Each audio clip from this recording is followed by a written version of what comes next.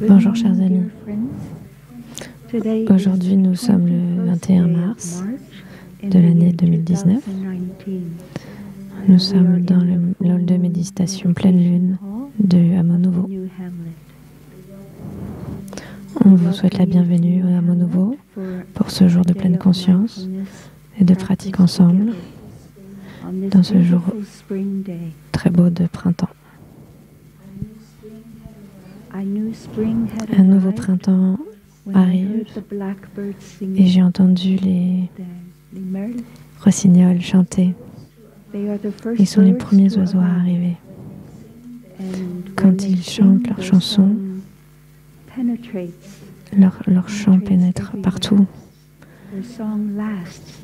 Leur chant dure suffisamment longtemps pour nous permettre de nous arrêter et d'être nourris par la beauté de leur chant.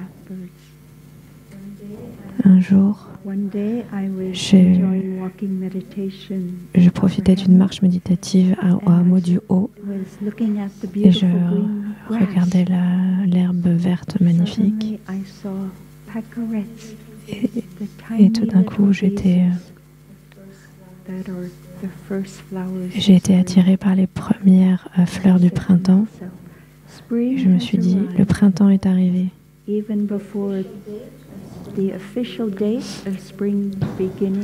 alors je crois que la date officielle du printemps, c'était hier.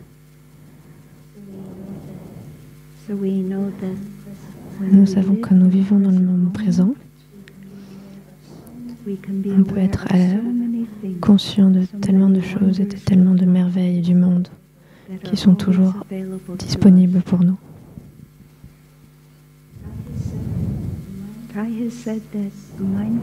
Tai avait l'habitude de dire que la pleine conscience est une énergie.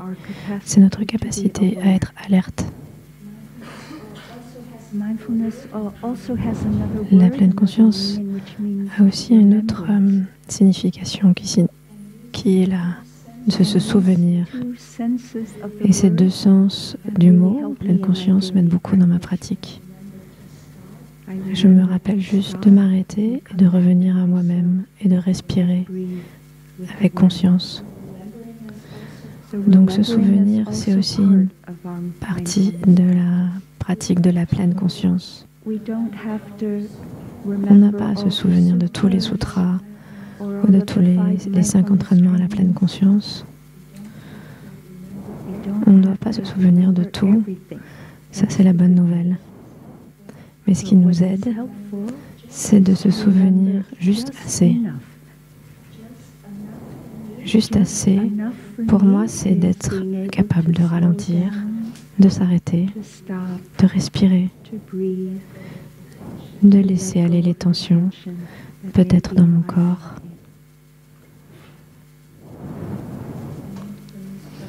La pratique de la pleine conscience nous aide aussi à vivre profondément le moment présent. Donc le mot « moment présent » a aussi été décrit par Tai, par « ici et maintenant ». Je vis maintenant.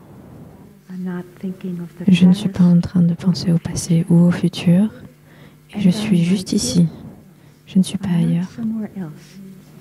Ce qui veut dire que mon esprit est avec mon corps, pénètre mon corps. Il n'est pas en train de voyager dans un autre endroit, dans un autre pays.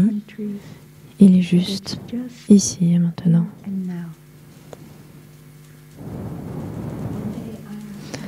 Un jour, je me suis demandé le mot moment présent. Qu'est-ce que ça veut vraiment dire? Le mot moment. Est-ce que c'est un moment, c'est un court moment de vie? Et présent veut dire ici et maintenant. Alors qu'est-ce que c'est que ce moment que je suis en train de vivre ici et maintenant? Est-ce qu'il est assez long pour vraiment expérimenter quelque chose dans le moment présent? Donc je me suis dit, d'accord, peut-être qu'il y a quelques pratiques qui peuvent m'aider à prolonger cette expérience du moment présent. Comment je peux rester complètement présente plus longtemps qu'un moment. On ne dit pas minute présente, heure présente, jour présent, on dit moment présent. Donc chaque moment est précieux.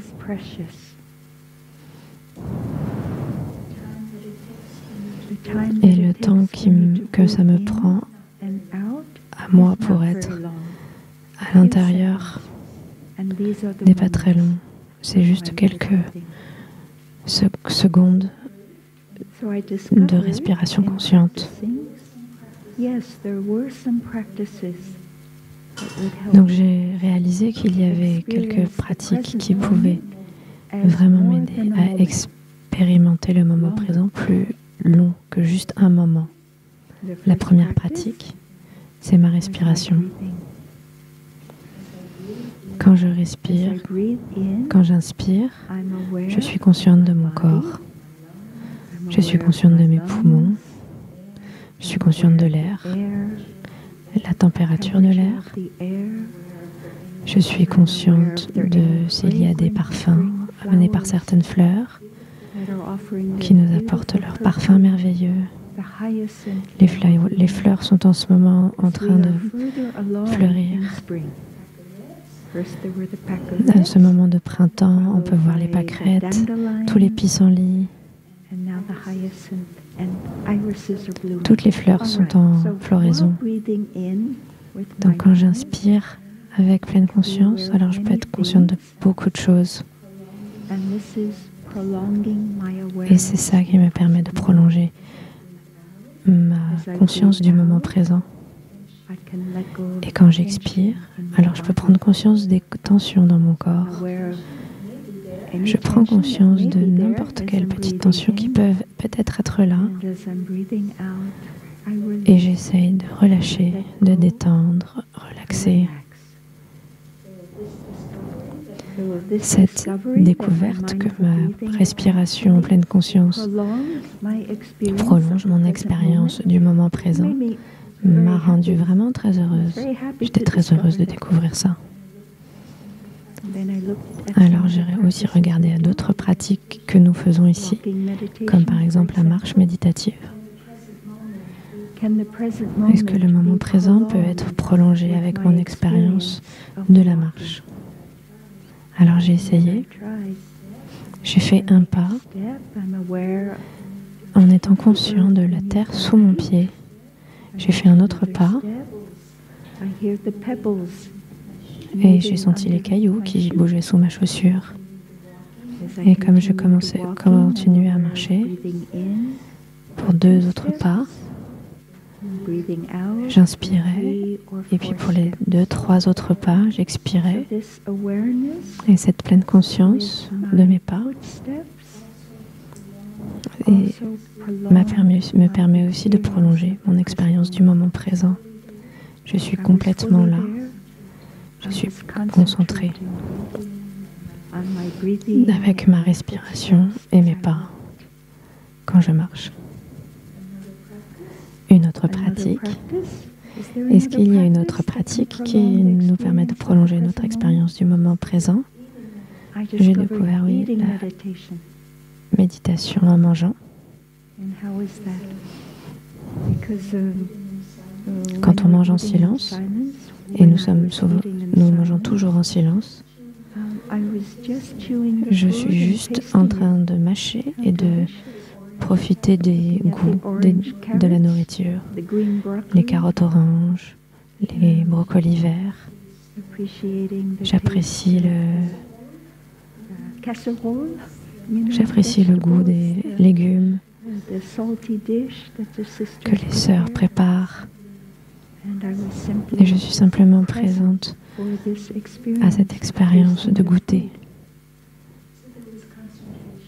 Donc il y a la concentration. J'ai découvert que si je mange plus lentement et de façon plus détendue, je suis plus profondément ici et maintenant, dans le moment présent. Alors cette expérience de manger en pleine conscience, juste être avec la nourriture, avec le goût, les senteurs, les textures, mâcher bien, tout ça, ce sont les aspects de manger en pleine conscience, nous permettent d'être alertes et de prolonger notre expérience du moment présent. Donc maintenant, peut-être, il y a quelques médecins ou physiciens qui sont ici dans la salle et qui vont penser non, ce n'est pas possible. Le moment présent ne peut pas être étendu. Alors je vous demande pour vos indulgences, parce que cette découverte me permet vraiment d'apprécier les différents fruits de la pratique, de toutes ces pratiques de marcher, respirer, manger en pleine conscience. Donc mes pensées étaient, oui, je suis en train d'étendre mon expérience, de vivre dans le moment présent, sans forcément une validation scientifique que cela est possible ou non.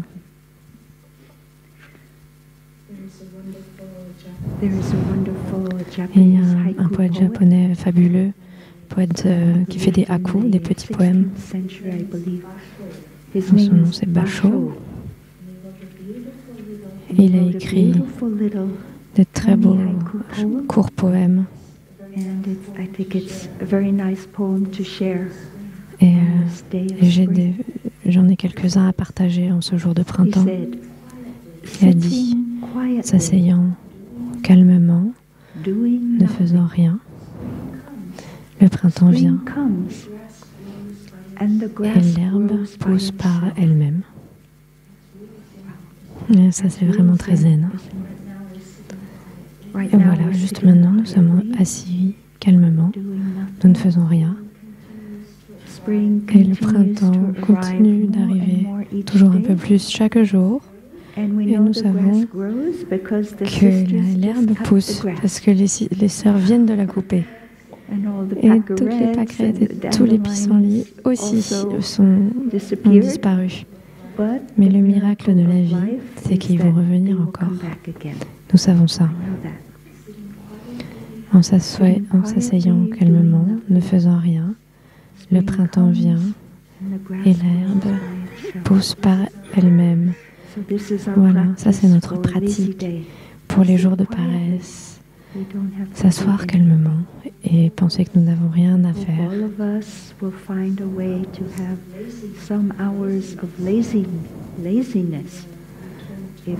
Donc si peut-être certains d'entre nous peuvent aussi avoir quelques heures de paresse pour ceux qui vont retourner chez eux demain, peut-être essayer de profiter de quelques heures de paresse en vous asseyant calmement et ne faites rien, à part la pleine conscience de votre respiration, la pleine conscience de vos pas, la pleine conscience en mangeant. Mais vous pouvez toujours vous asseoir calmement et ne faire rien, ne rien faire.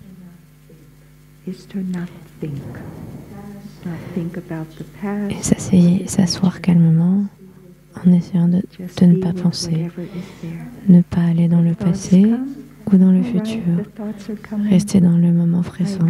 Les pensées passent, accepter qu'elles passent, qu'elles soient là et revenir à sa respiration et au fait de ne rien faire. Vous savez, ne rien faire, ce n'est pas facile. Nous avons des énergies d'habitude. Nous avons des idées que nous devons faire ça ou faire ça. Nous avons des centaines de projets. Et il semble qu'il y a tellement de choses à faire. Récemment, j'étais consciente de toutes les choses que j'avais à faire. Et juste cette conscience de toutes les choses que j'avais à faire m'a donné un sentiment pas très plaisant, un sentiment désagréable comme de l'anxiété, peut-être un peu de peur. Comment cela peut être possible? Toutes ces choses que j'ai à faire. Peut-être que certains d'entre vous ont expérimenté ça déjà. Tellement de choses à faire. Alors, j'ai juste respiré, inspiré, expiré. Et alors j'ai décidé que ça serait peut-être aidant pour moi si je pouvais prioriser. Qu'est-ce qui est le plus important? Alors ça m'a pris quelques pensées. Comment savoir qu'est-ce qui est le plus important à faire? Est-ce que le plus important par rapport à mes valeurs, par rapport à l'amour et aux attentes des autres personnes, est-ce que ça c'est le plus important? Alors si c'est ça, je dois le faire tout de suite.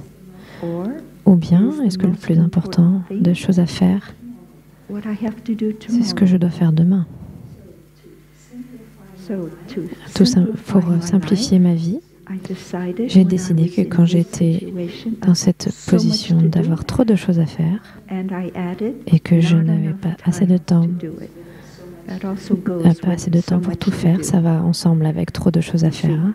J'ai pas assez de temps. Comment je vais caser tout ce que je dois faire dans le temps que j'ai? Est-ce que je peux étendre ces 24 heures que j'ai? Comme j'ai tant le moment présent, est-ce que je peux faire ça? Non, je ne pense pas que je puisse faire ça. Je ne pourrais pas faire ça. Donc, trop de choses à faire et pas assez de temps pour les faire. On priorise. Ou une autre possibilité, c'est de déléguer. Vous pouvez demander à d'autres de faire des choses, mais alors on doit savoir quand. Quand est-ce que ça doit être fait?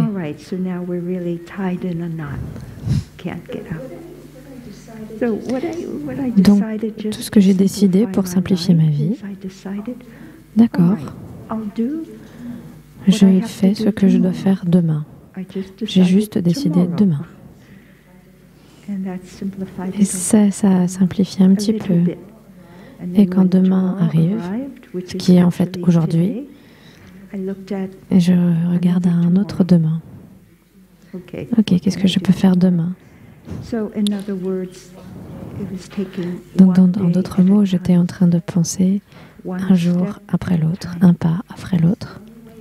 Et ça, c'est le seul moyen que l'on peut apprécier la marche méditative, un pas après l'autre.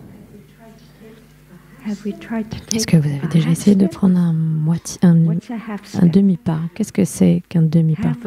Qu'est-ce que c'est que la moitié de votre pied? Je ne sais pas. Prendre un pas, ça veut dire, pour moi, on avance. On va de l'avant. Et c'est pourquoi la méditation marchée, pour moi, est toujours très positive. Parce que je vois que je suis effectivement en train d'avancer. Je ne recule pas, je ne suis pas bloquée, je suis en mouvement. Je ne vais pas de côté ou en haut, en bas, ou dans toutes les 10 directions. J'avance. Donc quand il y a trop de choses à faire et pas assez de temps pour les faire, j'ai décidé, ok, qu'est-ce que je dois faire aujourd'hui? Et ça m'aide beaucoup. Donc j'ai limité les choses que j'ai besoin de faire aujourd'hui. Quand je regarde à la liste, qu'est-ce que j'ai aussi besoin de faire demain? Ça prend quelque temps pour juste avoir cette réflexion. Et quand je ne trouve pas la réponse tout de suite, je laisse et je dis ok, je regarderai ça cet après-midi. Et je laisse ma conscience plus de temps, ma conscience du tréfonds, plus de temps pour la réflexion. Parce que quand on a la compréhension et la sagesse, les révélations ne viennent pas d'un esprit qui pense. C'est comme une métaphore. d'une voiture dans laquelle on met de l'essence, alors la concentration, la compréhension et la sagesse sont notre essence, l'essence pour notre esprit.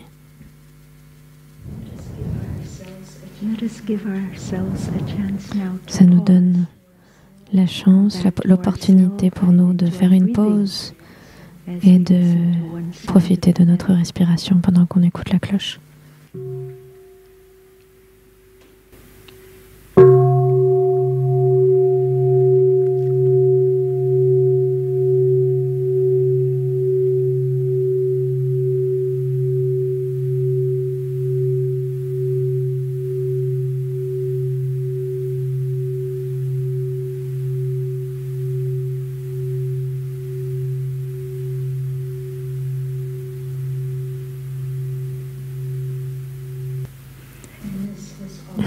Chers amis, la pleine conscience a aussi été décrite comme notre capacité d'être complètement présent,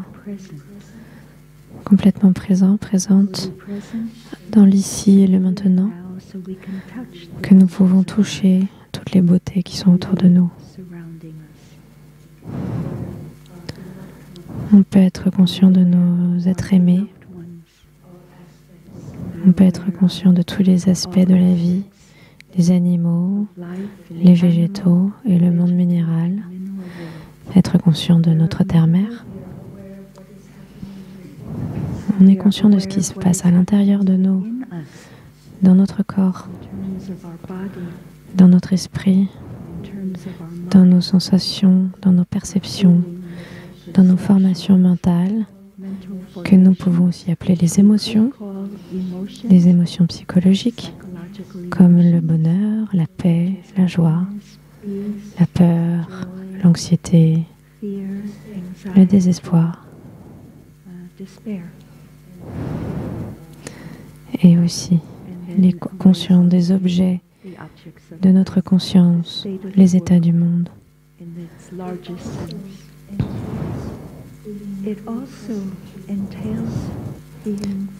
Être présent à soi-même. Parfois, ce n'est pas si facile. On a tellement de choses à faire, pas assez de temps. Comment je pourrais être là pour moi-même? Comment je peux me permettre de me donner du temps, de me donner du temps à moi-même? Thay, dans sa sagesse,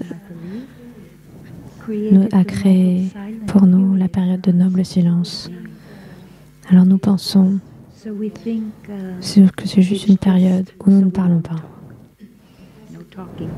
Mais ça a un sens beaucoup plus profond et une application plus profonde. Ça veut dire que nous avons le temps d'être avec nous-mêmes. Et ça, c'est tellement merveilleux. Donc on commence en noble silence. Et pendant ce temps-là, on peut revenir à nous-mêmes. Comment ce jour se passe? Qu'est-ce que je perçois? Qu'est-ce qui m'amène de la joie, du bonheur?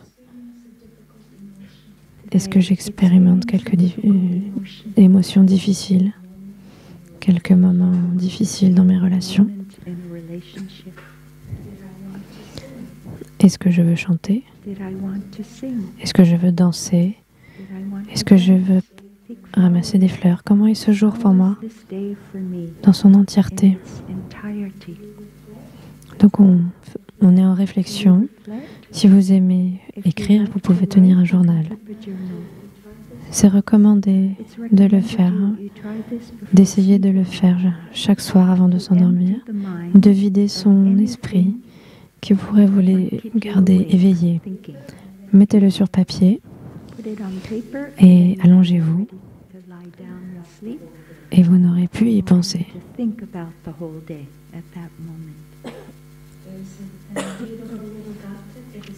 Il y a un gatha vraiment très beau qui fait partie de nos chants du soir. Et ça dit, le jour est fini, le soleil se couche. Peut-être si on s'autorise à aller dehors et à regarder ce coucher de soleil, on pourra vraiment se rendre compte de toute la beauté des couchers de soleil, plein de couleurs dorées et rouges. C'est vraiment une expérience merveilleuse. Le jour maintenant est fini. Je vois le coucher du soleil. Et alors je suis certain que le jour est fini. Je n'ai pas besoin d'autre preuve que le coucher du soleil. Nos vies sont plus courtes. En termes de temps linéaire et de dimension historique, oui, nos vies sont plus courtes. Ouais, ou un jour, la science moderne, même qui a une technologie incroyable maintenant, de nos jours, on essaye de prolonger notre vie. Mais les deux vérités sont possibles. Nos vies sont plus courtes.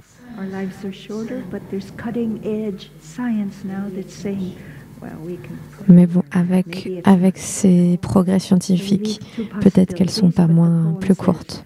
Mais bon, les deux vérités sont justes et voilà, on peut quand même se dire, ma vie est un peu plus courte d'un jour. Qu'est-ce que j'ai fait aujourd'hui? Et alors on peut écrire toutes les choses que nous avons faites. On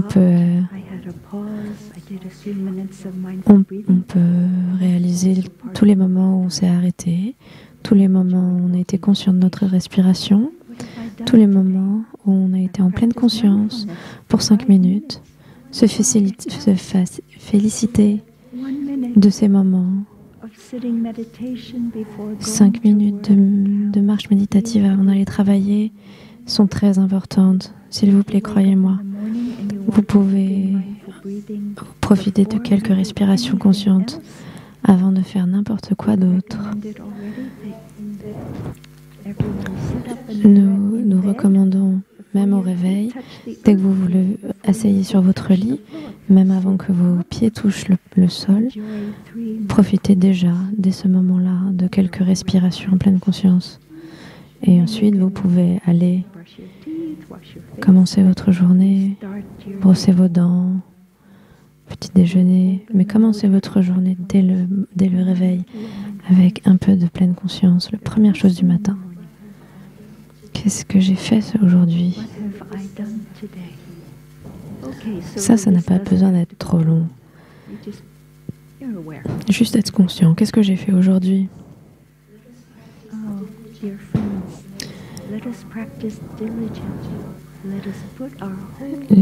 Pratiquons avec diligence. Mettons tout notre cœur dans notre pratique. Je mets tout mon corps, tout mon cœur dans un aspect de la pratique demain. Peut-être que je choisis demain de mettre toute ma pleine conscience dans la conscience du goût de la nourriture. Ou peut-être que je choisis de mettre toute mon énergie de pleine conscience dans la respiration, quand j'entends le téléphone sonner, et de respirer en pleine conscience avant de répondre au téléphone. Mettre son cœur dans une seule petite pratique que l'on aime. Pratiquer avec diligence toutes ces petites pratiques. Diligence veut dire ne pas se forcer, mais le faire de façon continue. De le faire de façon diligente, pas à pas, continuellement. Et alors j'ai trouvé que cette vie ne court pas, ne défile pas sans sens. Je trouve du sens dans chacun de mes jours, dans chacun des jours de ma vie. La vie ne s'échappe pas sans sens. Nous donnons du sens à notre vie en profitant de quelque chose qui est bénéfique et nourrissant. Et ça, c'est la pratique de la pleine conscience. Ok, être présente complètement à moi-même. Je me permets, je m'autorise à prendre soin de moi-même, prendre soin de mon corps, prendre soin aussi de ma santé, cela veut dire être conscient de ma santé et apprendre des moyens de me protéger, de protéger ma santé, de l'améliorer peut-être, de profiter de mon corps, de célébrer le corps que j'ai, ce corps qui est si merveilleux.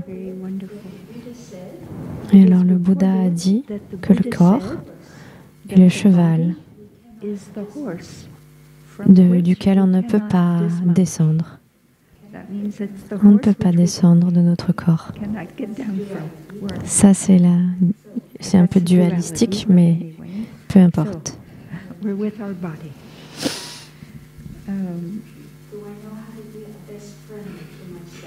Comment j'apprends à être le meilleur ami de moi-même.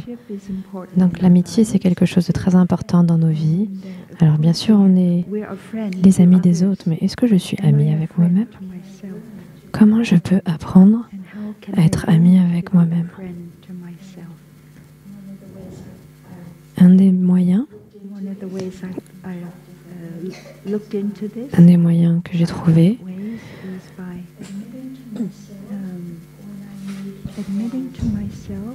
quand j'ai besoin d'une pause, quand j'ai besoin d'espace,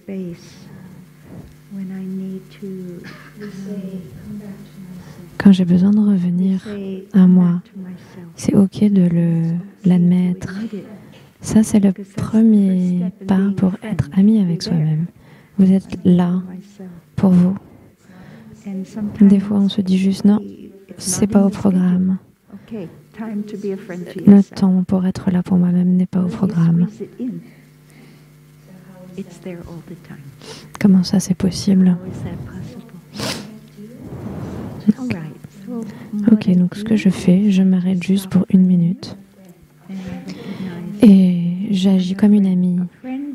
Une amie me dirait « Hey, tu n'as pas l'air très bien là tout de suite, tu as l'air irrité. » C'est ce que les amis font, hein? Ils vous supportent, ils vous aident. Alors je dis ça à moi-même. Juste à ce moment-là, j'ai un sentiment désagréable. C'est ça que je me dis à moi-même. Je n'ai pas à nommer le sentiment parce qu'il pourrait prendre un petit peu de temps de trouver le bon mot de ce sentiment désagréable. Mais juste noter, ok, ça c'est un sentiment désagréable. Ça c'est assez. Et alors je m'arrête et j'inspire et j'expire. Et quand j'inspire et quand j'expire, je note la force de ce sentiment déplaisant. Et j'essaie de juger, est-ce qu'il est vraiment très grand ou c'est juste un petit sentiment désagréable? Est-ce que c'est de l'irritation? Est-ce que c'est de la tristesse? Est-ce que c'est de la rage? Est-ce que c'est de la colère? J'essaie de voir les niveaux, l'échelle de ce sentiment. Et comme étant amie avec moi-même, je vais prendre soin de ça. Le meilleur endroit que j'ai trouvé pour avoir l'espace de prendre soin de moi-même, c'est pas toujours le hall de méditation, c'est pas toujours ma chambre ou la salle à manger. C'est pas toujours quelque part dans un bâtiment. Où est-ce que d'après vous, il y a le plus de place? Oui, à l'extérieur. Donc quand j'ai besoin d'espace, je vais à l'extérieur et je partage cet espace avec les arbres, les fleurs, les oiseaux. À l'extérieur, il y a beaucoup de place. Il y a beaucoup d'espace, je me tiens à l'extérieur et j'agis comme une amie pour moi-même. Et je prends soin de ce sentiment déplaisant. Mais j'ai besoin de faire plus. Ok, donc qu'est-ce que je fais? J'invite mes pieds à bouger et je marche. Comment je marche? Je marche d'une manière que je ne vais pas sentir que j'accentue ce sentiment désagréable. J'essaye d'avoir des pas lents et en paix et sereins. Je ne marche pas vite. Je marche, vous savez, normalement, pas lentement non plus, parce que dans ce cas-là, l'esprit recommence à penser de nouveau.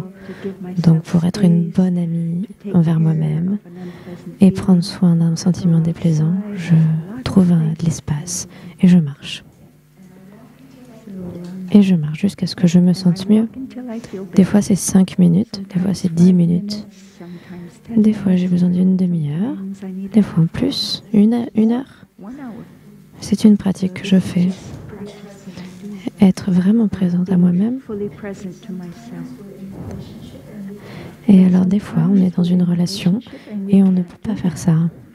Ou alors on est au travail et on ne peut pas dire « Ah, je suis désolée, j'ai besoin d'être amie avec moi-même, de prendre soin de moi-même et d'avoir de l'espace et d'aller marcher. » Donc quel est l'autre espace où on peut aller, endroit où on peut aller?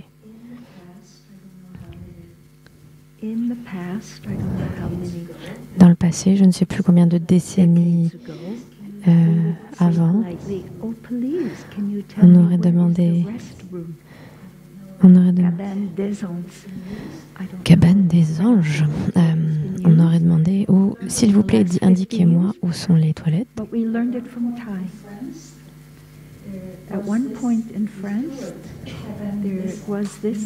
Ah, cabane des anges, pardon.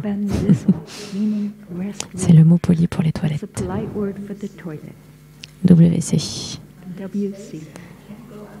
Et j'ai besoin d'espace, je ne peux pas aller à l'extérieur, j'ai besoin. Où est-ce que je peux aller? Et si on est au travail ou quelque part à l'intérieur, ça peut être un endroit. Même ici, au village des pruniers, on peut toujours aller là. Personne ne va vous interrompre et il y a un verrou. Donc c'est une autre possibilité. Voilà, un endroit pour être vraiment présent à moi-même, donner du temps à moi-même et me permettre d'être là. Oui, mais c'est vrai que ce n'est pas toujours possible. Ça, c'est la vérité. Des fois, on a quelqu'un qui a besoin de notre attention, qui nous demande non, ne pars pas maintenant, reste. J'ai besoin de parler de ça. J'ai besoin de résoudre ce problème. Alors, qu'est-ce qu'on peut faire dans ces moments-là?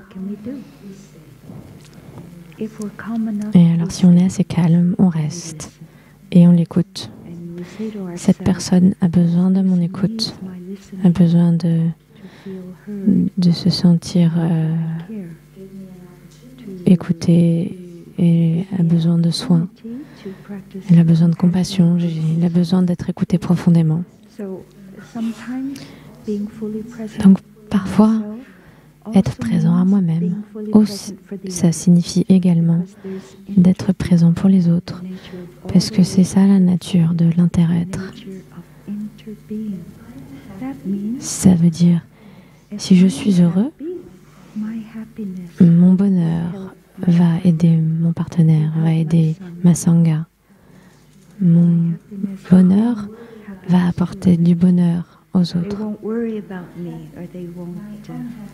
Et si je ne suis pas heureux, ma tristesse va aussi se partager. On partage cette énergie collective, cette conscience collective. Le bonheur n'est pas une chose individuelle. Et alors peut-être que la chose la mieux que je peux faire, si je ne peux pas être complètement présente à moi-même quand je le veux, c'est de se dire « Ok ». Son bonheur va aussi être mon bonheur. Ça, c'est quelque chose à penser, ou on peut réfléchir là-dessus par rapport à nos relations.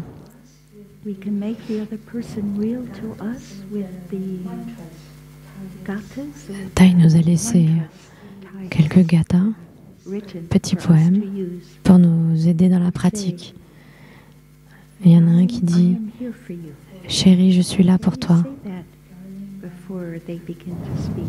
Ça veut dire, je vais rester et je vais écouter le plus que je peux. Souvenons-nous que nous avons tous nos limites et si jamais le partage est trop long et trop difficile pour vous, on peut aussi dire, chérie, excuse-moi, est-ce qu'on peut continuer plus tard, demain, parce que juste maintenant, je ne peux plus écouter. Et je veux pouvoir t'écouter et te comprendre, mais juste maintenant, je ne peux pas. Connaître ses limites, respecter ses limites, c'est se respecter soi-même et être présent pour soi-même. Un autre mantra que Thay a écrit pour nous, je sais que tu es là et c'est pour ça que je suis là pour toi. Et c'est pour ça que je suis heureux. On peut faire de cet état un support pour notre relation. Je sais que tu es là et c'est pour ça que je suis heureux. En écoutant l'autre personne partager, alors on va apprendre plus sur sa souffrance, mais aussi sur son aspiration, sur ses émotions, sur ses besoins. Et on va pouvoir trouver des moyens de rencontrer nos besoins.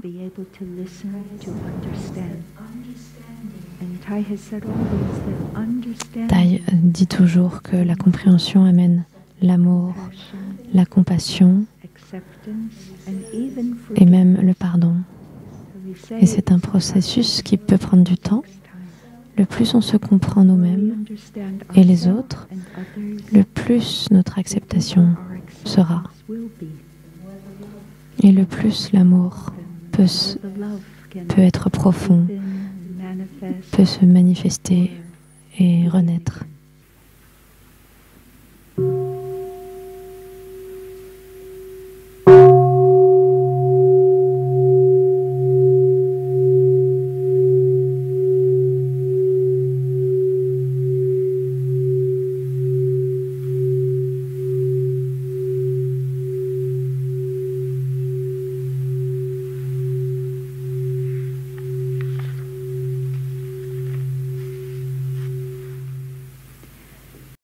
Nous pouvons améliorer notre relation, nos relations, en comprenant l'impact que les mots ont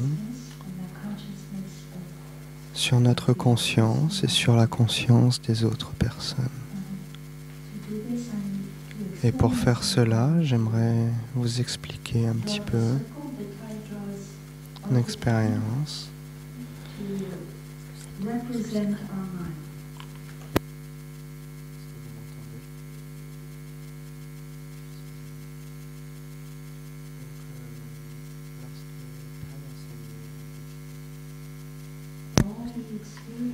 Lorsque Thay enseignait, il décidait souvent des cercles au tableau. Vous m'entendez?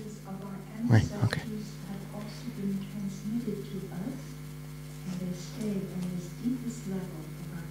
Et donc, la conscience peut être dessinée à la manière d'un cercle. Et dans la partie basse de ce cercle peut être imagée la conscience du tréfonds.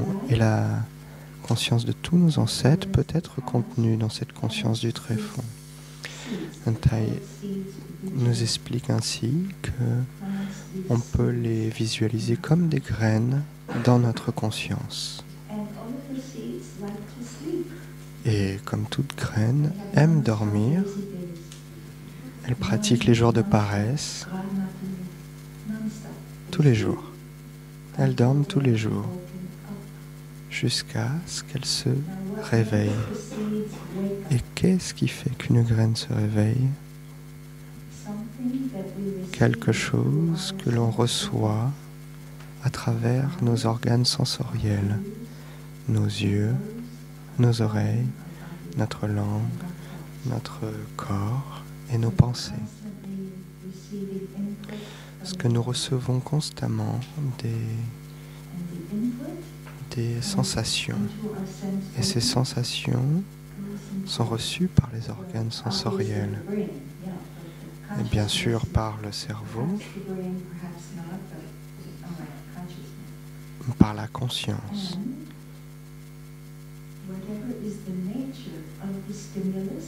Et quelle que soit la nature de ce stimuli, une odeur, un goût, quoi que ce soit, quelle que soit sa nature, elle laisse une impression légère ou plus forte et elle va influencer les graines qui sont dans notre conscience du tréfonds. On entend un oiseau, c'est un son très léger, c'est pas une impression très forte, mais si nous aimons énormément les oiseaux chanter, alors cela va arroser des graines en nous. Peut-être des graines de bonheur en ce printemps, basées sur les expériences que nous avons déjà eues et que nos ancêtres ont déjà eues. Peut-être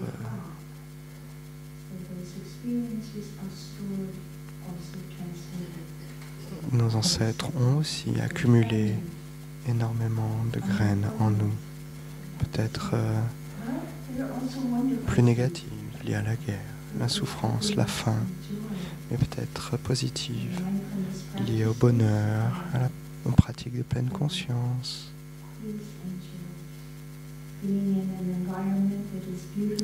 S'il vous plaît, réjouissez-vous d'être dans un environnement sain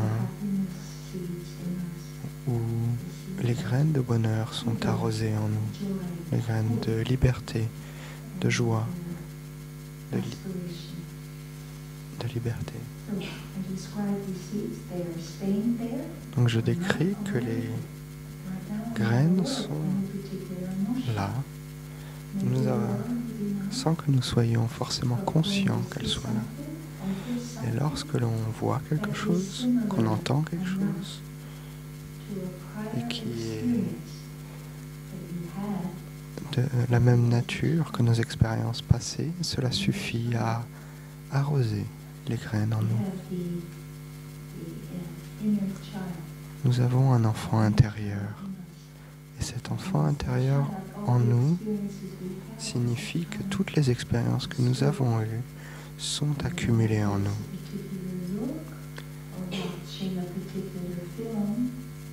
Et en regardant un film, en ayant une expérience particulière, cela peut suffire à arroser certaines émotions dans notre esprit. Tout comme une mère chante une berceuse à son enfant, eh bien, cette expérience d'être porté dans les bras de notre mère, cette expérience reste en nous. Comprenez-vous ce que j'essaye de vous expliquer? Les graines sont en nous, mais elles ont besoin d'un stimuli pour se réveiller, se manifester en termes d'émotions, de pensées, ou quoi que ce soit. Et donc, pour continuer, j'aimerais vous dessiner quelque chose au tableau pour mieux vous expliquer cela.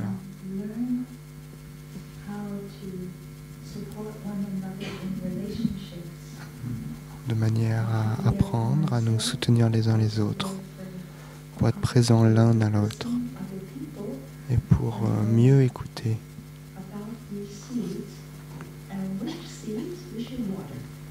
Et donc on va essayer de regarder ensemble quelles graines nous devons arroser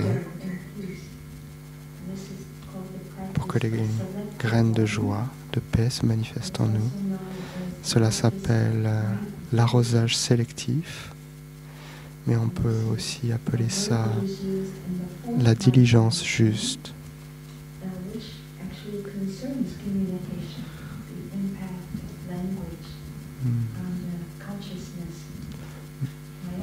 J'aimerais parler de l'impact de la communication sur la conscience.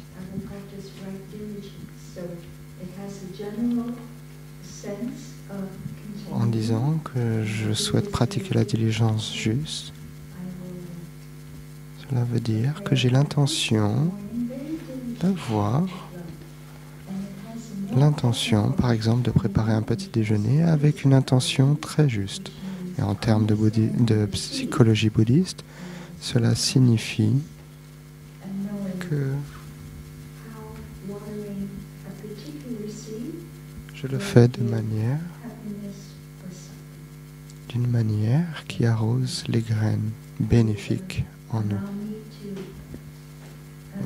Permettez-moi de descendre mon endroit. Il y a deux manières de le faire.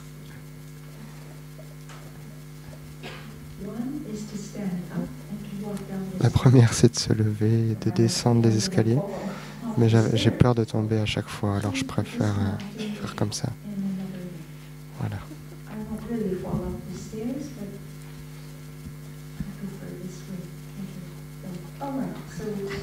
Ok, bon.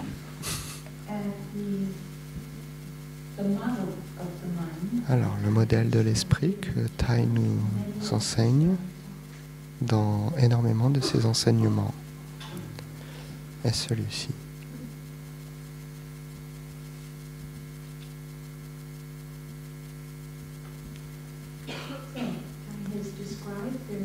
Thay nous décrit que l'esprit a un salon et une réserve, un garage. On peut l'appeler le niveau, le premier, l'étage et le rez-de-chaussée, voilà. Donc au rez-de-chaussée, nous trouvons des petites graines.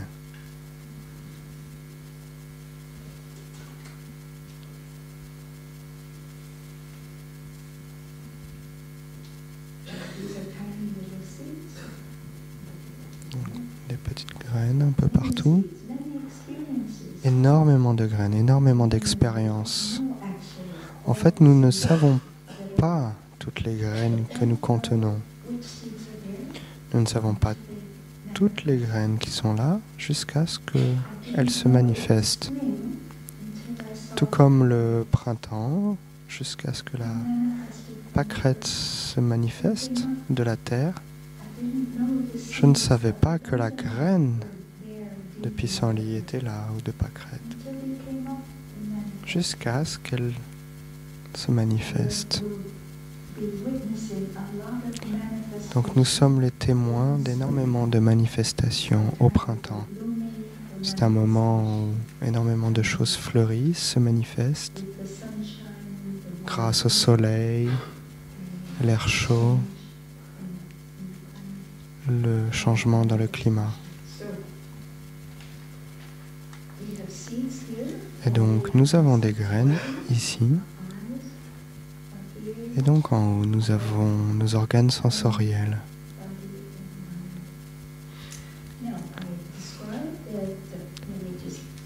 Donc je vais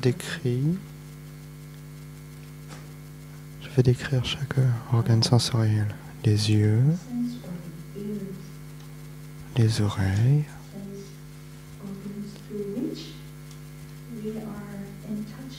le nez. Les organes sensoriels sont ceux qui sont en contact avec le monde. Donc la langue, le corps pour le toucher, et enfin la conscience. Si nous n'avons pas d'oreilles, nous ne pouvons pas entendre, vous êtes d'accord? Imaginons qu'on entende quelque chose de pas très gentil. Le son va arroser une expérience précédente que nous avons eue lorsque quelqu'un nous a parlé d'une manière non gentille. Et nous avons tous eu une expérience où quelqu'un ne nous parle pas d'une manière très gentille. Et cette graine reste.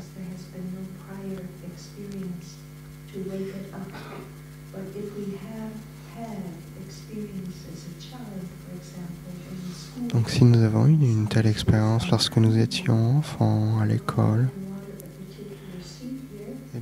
cela va descendre et arroser cette graine particulière. Et cette graine va se manifester dans notre esprit à la manière d'une formation mentale. Comment nous devons appeler ça? Si quelqu'un nous parle d'une manière pas très gentille, comment est-ce qu'on se sent? Triste, en colère? Magnifique, ça dépend de vous en fait. Mais ce qui est important de comprendre, c'est que si le stimuli est assez fort, ça va amener la graine à se manifester d'une manière, à la manière d'une formation mentale plaisante ou moins plaisante, bénéfique ou moins bénéfique.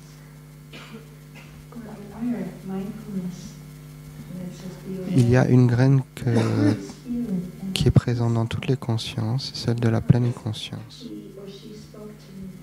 Donc imaginons que dans ce cas de figure, je me sens triste. Que faisons-nous? Est-ce que je décide de rester avec cette tristesse? Est-ce que je choisis de renier cette expérience? Donc cette graine magnifique appelée pleine conscience, c'est une énergie. Et cette énergie est toujours disponible pour nous aider, venir à notre aide. En fait, c'est plus une énergie d'aide. C'est une énergie qui nous permet de nous stabiliser.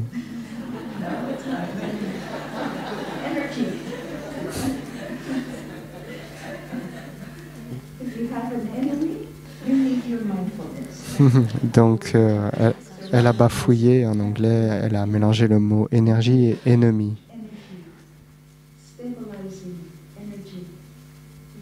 Donc ce n'est pas une ennemie, c'est une amie. Une énergie qui a la capacité d'embrasser, de transformer. C'est une énergie magnifique. Donc comment invitons-nous notre énergie de pleine conscience, notre graine de pleine conscience en nous? Nous stoppons, nous respirons. J'inspire, j'expire. Aussi simple que cela. Bien sûr, si nous sommes très irrités, en colère, nous avons besoin d'un petit peu de temps. Donc quelques respirations. Il va falloir un certain moment pour transformer cette énergie de colère, par exemple. Donc nous avons besoin de calmer notre esprit tout d'abord. Et c'est là qu'intervient la respiration en pleine conscience, la marche en pleine conscience. Et même peut-être nous allonger, prendre une sieste. Moi j'ai expérimenté par exemple que lorsque j'ai eu des expériences d'émotions très fortes liées à mes énergies ancestrales, j'ai eu besoin de prendre une sieste et en me réveillant, je me sentais beaucoup mieux. Aussi, parfois, quelque chose est tellement immense en moi, je sais que j'ai une réaction grande. Et là, je peux reconnaître, ok, c'est au niveau d'une énergie ancestrale. C'est lié à mes ancêtres en moi, les expériences que mes ancêtres ont eues. Et quelque chose a activé ces expériences. Donc, que faire dans ce cas-là, quand l'émotion est trop forte et que mes outils de base ne fonctionnent pas, la respiration consciente, etc. Je m'allonge et j'arrête tout. Et je sais que le corps va prendre le relais. Quelque chose va calmer, nettoyer.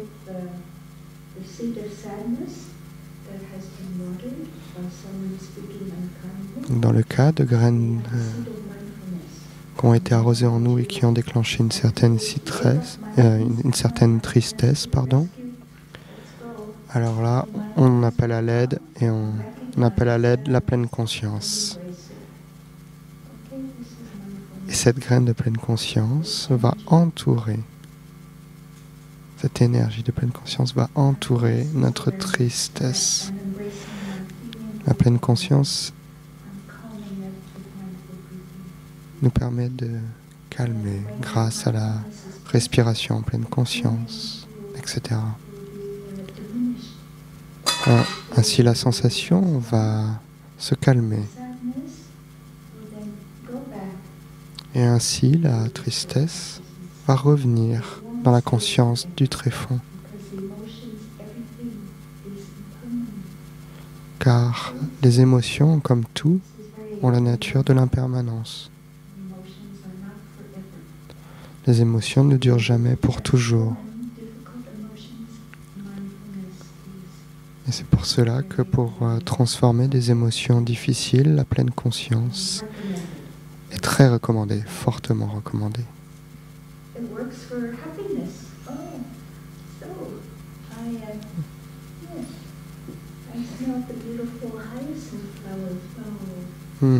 Dans le cas d'une graine de bonheur, par exemple, j'ai senti le parfum d'une douce fleur et je l'ai vue, elle est magnifique.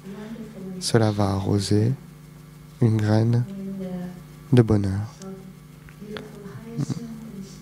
Lorsque je vois une jacinthe magnifique qui sent merveilleusement bon, cela va arroser une graine de bonheur en moi.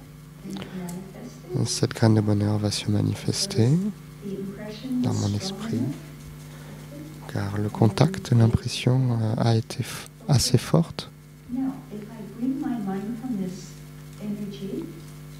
Maintenant, si j'amène mon énergie de pleine conscience, lorsque je suis heureuse, qu'est-ce qui se passe? Je suis encore plus heureuse. J'inspire, je sais que je suis heureuse.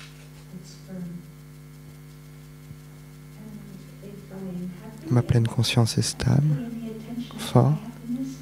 Je peux décider d'apporter de l'attention à mon bonheur. Si mon énergie de pleine conscience n'est pas très forte, mon bonheur peut aussi se dissiper aussi vite qu'il s'est manifesté.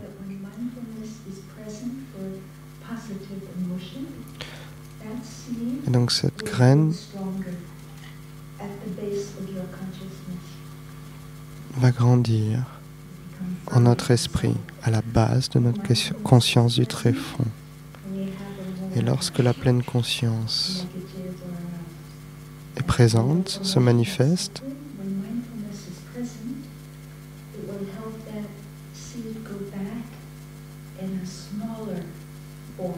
cela va aider soit à développer nos formations mentales bénéfiques.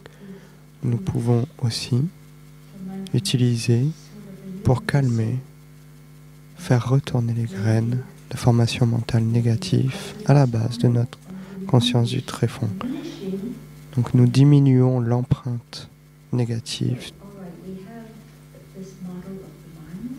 Ok, donc ça c'est pour le modèle de l'esprit.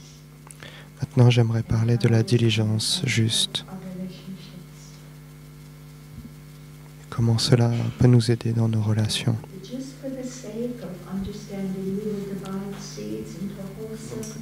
Simplement dans l'objectif de mieux comprendre, nous permettons de simplifier les choses comme elles au tableau. Bien sûr, les choses ne sont pas forcément seulement bénéfiques ou non bénéfiques, mais juste pour mieux comprendre, on va diviser. Donc, elle a marqué bénéfique à gauche, non bénéfique à droite.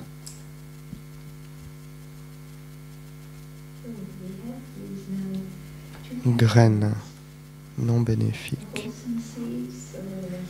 Graine bénéfique comme l'amour, la paix, la compassion,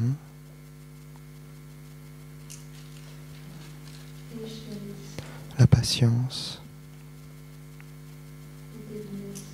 le pardon, etc. Vous faites votre liste, hein? Toutes les choses que vous trouvez merveilleuses. Et donc pour les graines non bénéfiques,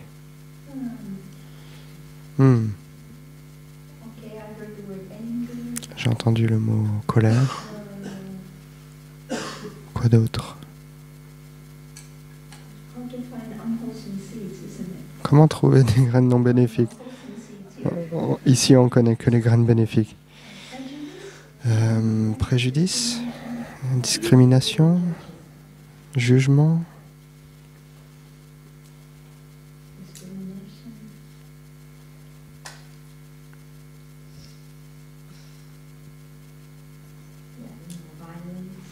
Violence.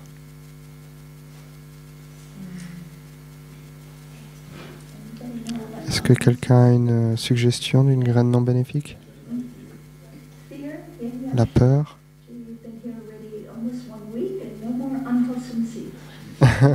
Peut-être vous êtes là depuis une semaine et comme moi vous oubliez.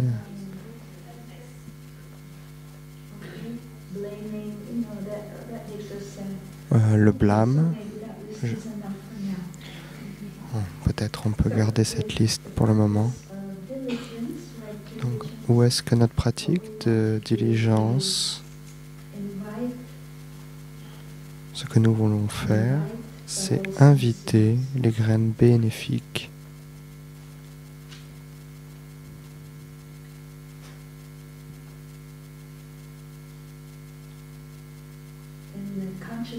dans la conscience de l'autre personne à se manifester.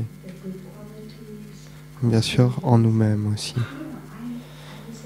Nous voulons arroser les qualités de l'autre personne.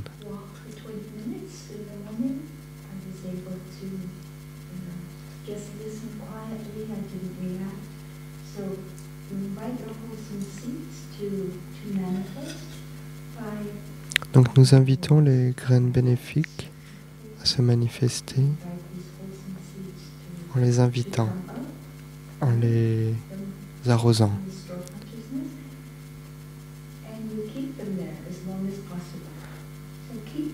Et ensuite, nous les gardons le plus longtemps possible. Nous les gardons ici.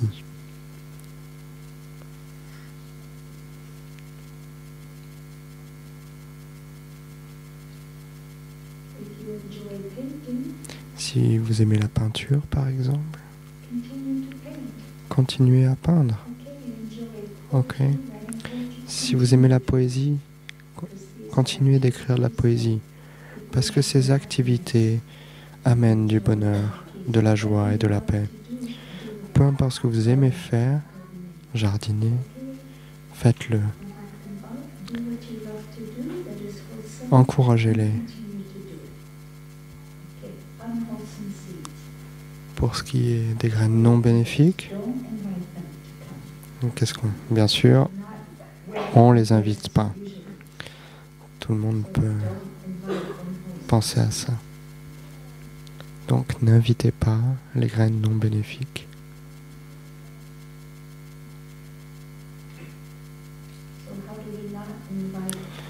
Donc comment est-ce que l'on n'invite pas les graines non bénéfiques? Eh bien, nous pouvons payer attention, apporter attention aux mots, aux pensées, aux actions qui arrosent ces graines non bénéfiques. Par exemple, la critique. Par exemple, lorsqu'on parle et qu'on s'exprime d'une manière qui accuse la personne. Et donc nous essayons plutôt d'arroser les graines bénéfiques en exprimant notre gratitude, en arrosant, en exprimant les qualités de l'autre personne. Nous savons quels sont les mots bénéfiques. Même à votre patron, je peux vous garantir que cela fonctionne.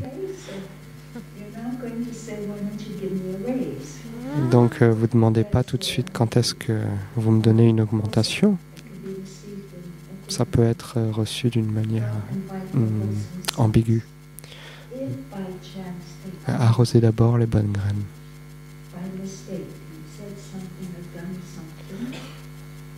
Bien sûr, il peut arriver que par erreur, on arrose les mauvaises graines. Et si cela se produit, nous essayons de les ramener, de les calmer le plus vite possible. On arrête, par exemple, de parler. Par exemple, cela arrive lorsqu'on a un débat. Lorsque deux personnes ont cette énergie de dispute qui se manifeste en eux, ces deux personnes continuent à parler, débattre entre eux.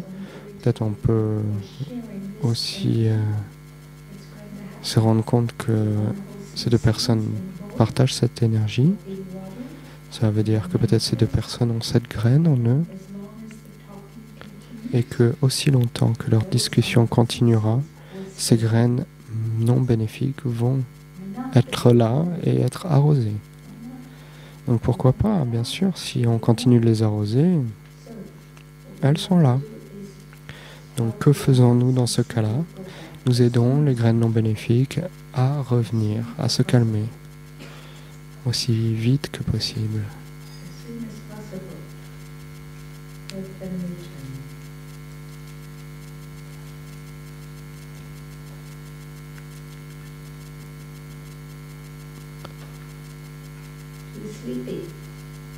Aussi vite que possible, les aider à les ramener en dormance.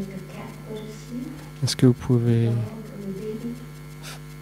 faire un chat dormir, faire un chien dormir, faire un bébé dormir? Bien sûr, la première chose à faire, c'est peut-être d'apporter votre attention sur quelque chose d'autre, les amener à apporter leur attention sur quelque chose d'autre, changer de sujet, leur faire remarquer la beauté du soleil. Donc bien sûr, nous pouvons arrêter de parler et pratiquer ce qu'on appelle changer le CD. C'est changer de musique.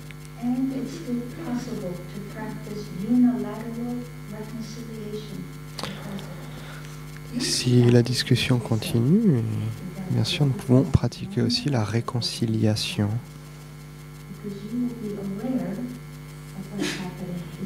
Et ce qui change dans ce cas-là, c'est que vous êtes conscient que certaines graines non bénéfiques sont manifestées en vous et en l'autre personne.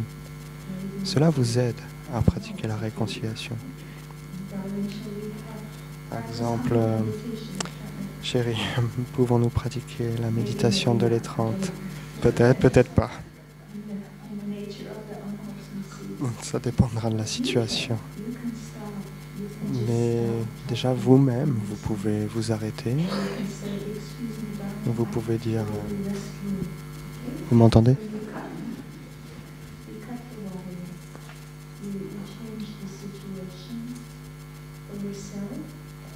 Donc vous changez la situation en vous-même tout d'abord.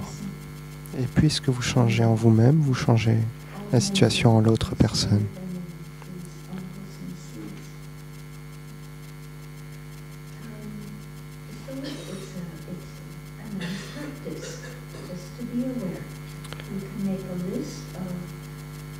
Donc, nous pouvons faire une liste des choses qui peuvent être caractérisées comme bénéfiques ou non bénéfiques. Nous pouvons contempler comment est-ce que la personne reçoit nos mots en fonction de leur expérience passée. Car énormément d'émotions, de formations mentales peuvent se manifester. Nous savons qu'en fonction de la manière dont nous nous exprimons, des mots que nous disons, du visage l'on a, cela peut arroser des graines en l'autre personne.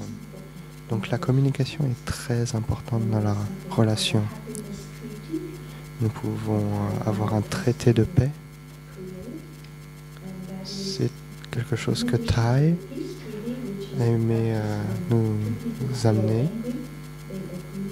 nous proposer. Et il s'agit de s'arrêter dès que l'on sent que la situation s'envenime entre deux personnes. Et dans ce traité aussi, donc ça veut dire on s'arrête tout d'abord et ensuite nous ne revenons pas sur ce terrain envenimé.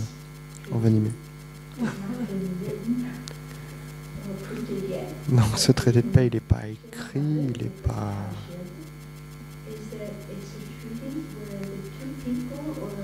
Mais c'est un traité où les deux personnes se mettent d'accord de ne pas arroser les graines non bénéfiques de l'autre personne d'un commun accord. Cela prend du temps, demande à ce que les deux personnes soient en conscience de ça. Et ce traité de paix veut aussi que l'on arrose les bonnes graines chez l'autre personne. Nous pratiquons ce que l'on appelle l'arrosage sélectif, notamment par notre attention. Nous portons attention aux graines bénéfiques et nous n'apportons pas d'attention ou moins d'attention aux graines non bénéfiques.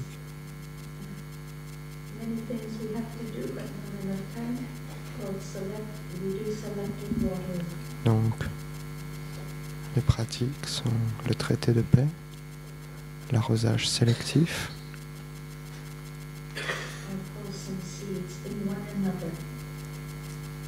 l'arrosage des graines bénéfiques en nous-mêmes et en l'autre personne.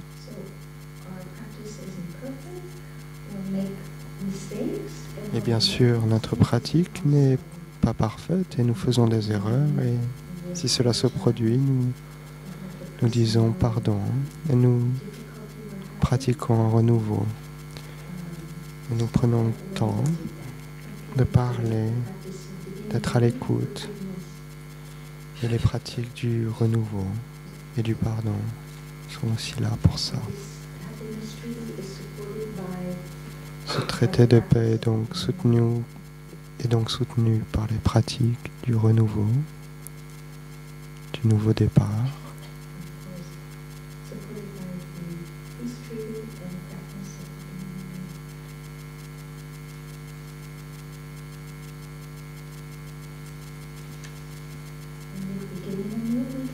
Et grâce au renouveau, nous pouvons pardonner. Cela est essentiel. Comment, si nous ne sommes pas capables de pardonner, comment pouvons-nous continuer à aimer? Mais tout cela prend du temps. Et je ne sais pas si tout cela peut être appliqué dans un moment présent. Bien sûr, nous faisons tout notre possible pour être centrés sur le moment présent.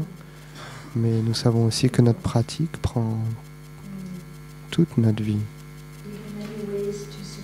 Et c'est aussi magnifique, car nous avons énormément de moyens de soutenir le bonheur des uns, des autres, de notre famille, de nos membres de Sangha, de nos voisins, pour notre Mère Terre. Nous croyons que en pratiquant ceci, pratiquant l'arrosage sélectif, cela peut vraiment aider à contribuer à plus de paix, plus de compassion, plus de joie et plus de bien-être en nous-mêmes, donc pour nous-mêmes, mais du coup et également en les autres. Pour cela, nous devons apporter cela dans notre pratique quotidienne. Et nous commençons dès maintenant, avec nous-mêmes, en nous offrant de l'espace pour nous calmer notre esprit, regarder profondément, observer quelles émotions se manifestent, quelles sont les causes, car tout a des causes. Pour les voir, nous avons besoin de regarder profondément, car tout a des racines. Et ces racines peuvent être ou venir de nos ancêtres, et ça peut se manifester dans le moment présent. Et donc plus nous regardons profondément, plus nous voyons la racine des choses. Le Bouddha a dit que tout a besoin de nourriture pour se manifester. Donc mon bonheur a besoin de graines bénéfiques.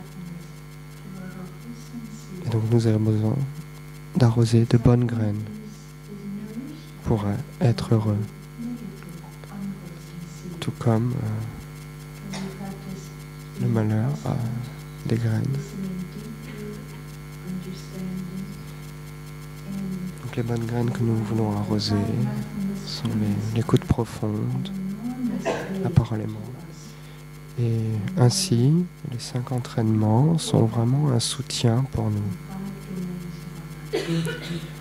Dans 5 domaines, 5 entraînements dans notre vie nous permettent d'arroser ces graines de bonheur. Vous pouvez trouver, en regardant profondément, dans chaque entraînement, cette conscience qui arrose les graines du bonheur. Chaque entraînement commence par conscient de la souffrance causée par. Si nous voulons continuer notre pratique, nous devons trouver des moyens d'avoir le soutien de nos amis, d'avoir des amis qui partagent nos valeurs. Et nous pouvons trouver des amis qui partagent ces valeurs. Au village des pruniers, nous pratiquons en communauté que nous appelons Sangha. Et il y en a partout. En France, il y en a par exemple plus de 80. Nous avons un site internet où vous pouvez trouver la liste des Sanghas. Pas seulement en France, dans le monde entier, en Europe. Il y a aussi des communautés de jeunes, c'est-à-dire 18-35 ans. Mais c'est l'âge intérieur qui compte. Et ça ne demande pas de devenir bouddhiste. C'est pour tout le monde. Voilà, je ne sais pas si la caméra peut zoomer sur ce papier. Non, c'est peut-être trop petit. Je vais laisser ce papier ici. Vous pourrez prendre une photo avec votre appareil si vous voulez. Cela explique où trouver une communauté locale près de chez vous, de pratique, selon votre pays. Et ensuite, si vous êtes intéressé,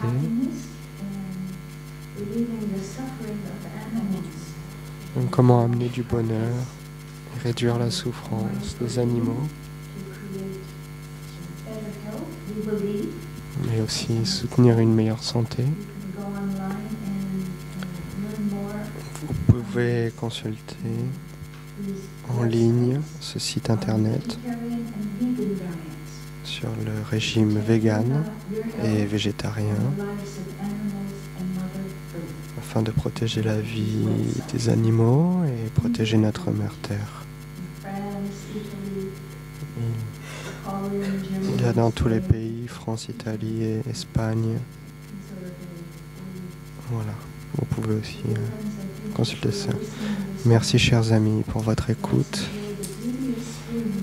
Réjouissons-nous de la beauté du printemps, de ce merveilleux moment présent. Notre prochaine activité qui sera la marche méditative. Nous pouvons nous réunir à la grande cloche pour chanter avant la marche. Et nous avons quelques annonces avant cela.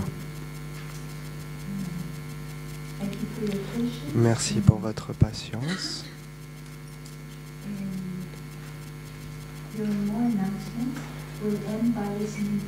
Donc nous allons conclure par 3 sons de la cloche. Merci.